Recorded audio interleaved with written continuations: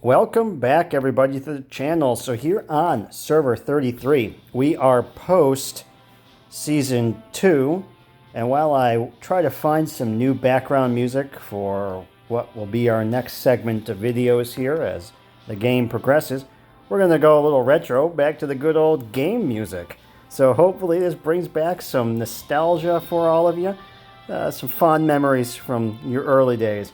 All right, so there was a really big patch yesterday, and I decided to clear the data in the cache just because I wanted to see if I could restart some of the various stories and animations.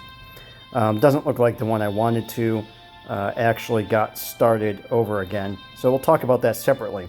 But let's jump into mail and system and take a look at the server maintenance complete. So it was a patch Tuesday, as we all love and know.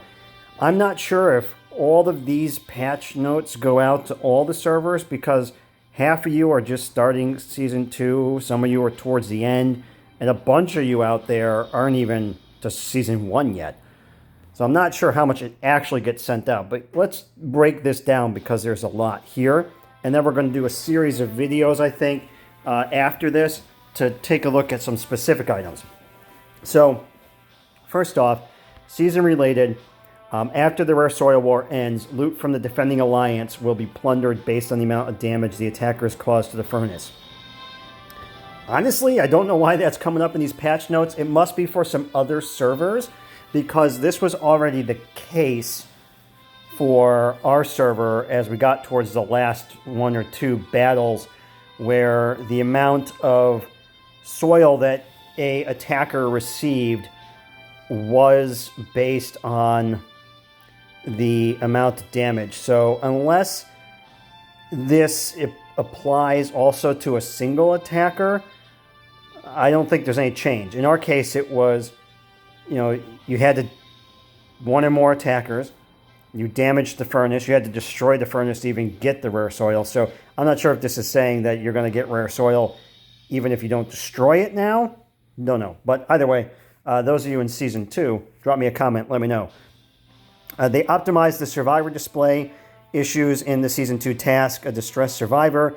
I'm not going to be able to show you that. I don't think I ever had any display issues, but hopefully this fixed some things for you guys. Here's a really big one. Number 3.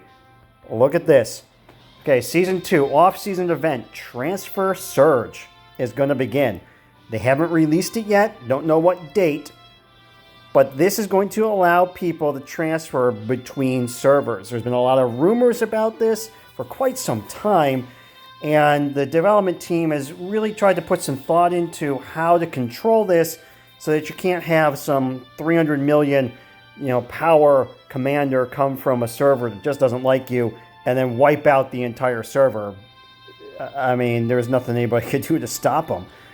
So there's going to be a transfer function. And during the event, you can apply to transfer to another warzone. After a successful transfer, your warzone affiliation will switch to that new warzone. So I can move from 33 to 34. All right, I could request that. There's a prep day. The number of available slots for each warzone will be made public. So, server 34 will be able to accept 10 additional players. All right, so they're going to list that out. I'm presuming that they will group the servers together, because of course, I can't move from server 33 to 700 where I'm way more powerful than probably most of the server. I bet you there's some people who spent 20, 30, 40, $50,000 and are stronger than me, but I can't move to a server that's just not at the same point in progress. I can't go back to season 1 or back to prior to that. I have heroes that don't exist yet for that server, so there's got to be some restriction here. But on the application day, once you meet the conditions, you can submit a transfer request to your chosen warzone. And on the transfer day, then the warzone president or first lady can approve your transfer to the new warzone on that day. So I'm going to guess that it is the warzone's president and or first lady that you are trying to transfer to will need to accept you, which is how then the warzone can protect itself from some obscenely strong player coming and then just attacking every base that exists and destroying everyone. So kind of read this is a little bit like a sports trade and transfer. If you think of like college football or college basketball or soccer, you know, for those of us overseas in the U.S., yep, soccer is soccer, football is not soccer. So it's kind of like that in some ways with this sort of transfer portal that they do in college sports is what it kind of seems like. So this is big, real big, guys. We can move servers. We'll see what this does. We could have a lot of people exit our server. I don't know. I don't have any plans to move right now, so I'll stay on 33, at least for the time being, unless this becomes a bit of a dry desert with nobody on it. Then number 4, this is the big post-season event. So the Age of Oil, all right? So we have gone from coal in Season 2, which is, as we all know, very dirty and bad for the environment, to discovering now oil, or being able to discover oil. And I'll have a little video animation of that storyline a little later today. But the Age of Oil is upon us. We can unlock the new Age of Oil tech tree that we'll dive into separately. And as you go through that tech tree, you can get new buildings, an oil well, and a third tech center. So presuming you already have the second one. If you don't have the second one, I don't know if that's a requirement or not, but it may be your second one is not the third. And which is good, because you had to buy the second one before. So maybe this gives the free-to-play folks a additional tech center, which is a nice thing. Drone parts workshop, that sounds super good. And now, big one too, this is what part of the animation is going to be about, I'll show in a separate video, is the HQ level has now increased from 30 to 35. So we can imagine if the resources were not to your liking that it took you to get to level 30, well, it's going to be more to get to 31 through 35. There are also new stages within the base. We'll drop back and see that in a moment. And the zombies in the Kill Zombies radar task have been changed to Age of Oil themed zombies. And you'll note from Season 1 and 2, right, you had zombies that were particular to that season. And then they added a new Age of Oil related secret task in the Secret Mobile Squad. There are some new features here on Patch Tuesday. They added a message recall feature for both text and image messages. That's kind of nice. Let's say said something that wasn't too nice and you don't want that out in the world. Well, you can recall it. So that's definitely a nice thing. You know, think before you type and think before you hit enter. The new secret task guarantee mechanism. So this they announced a while back. So the not secret task, but secret treasure that you can dig for, the hidden treasure that would leave you with 3 different types of chests. And the legendary chest, I hear some folks get them all the time. I almost never get them. So they added now that you will get one every 15 attempts guaranteed, which is nice. I've been holding all of my map parts until this was released. And then after your first capital war, some Secret Mobile Squad operations will support cross-server actions. So in the cross-server mode, you can steal from secret tasks. So remember, you go to another server and you wish you could just plunder a secret task there, and you can't.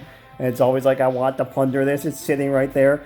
Looks like they're going to enable that now. I'm not sure how to enable this cross-server mode. I'll have to dig into that. And as I learn more, put up a video on what this means to all of you. Also, in cross-server mode, you can collect your own secret tasks and help allies, which is good, because you also remember when you go into another server, I'm assuming cross-server mode means when you're actually sitting on another server. You'll remember if you teleport to another server, there's a bunch of stuff that's hidden from you.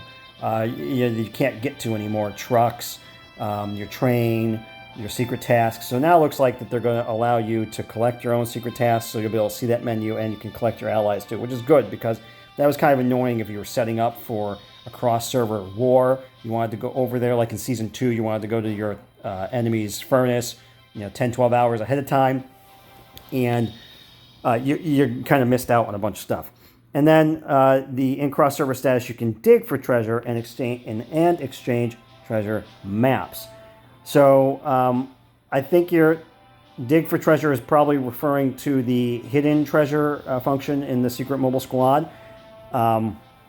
You're still got to be on your server if you want to get your Alliance treasure digs. But if that is not the case, I will update all of you. So this is good, adding finally the ability to do something when you're on another server. And then optimizations.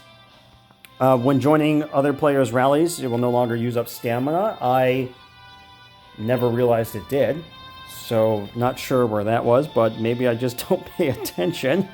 The arena interface has been increased in speed and efficiency in terms of loading. The click area and the frontline breakthrough interface has been optimized.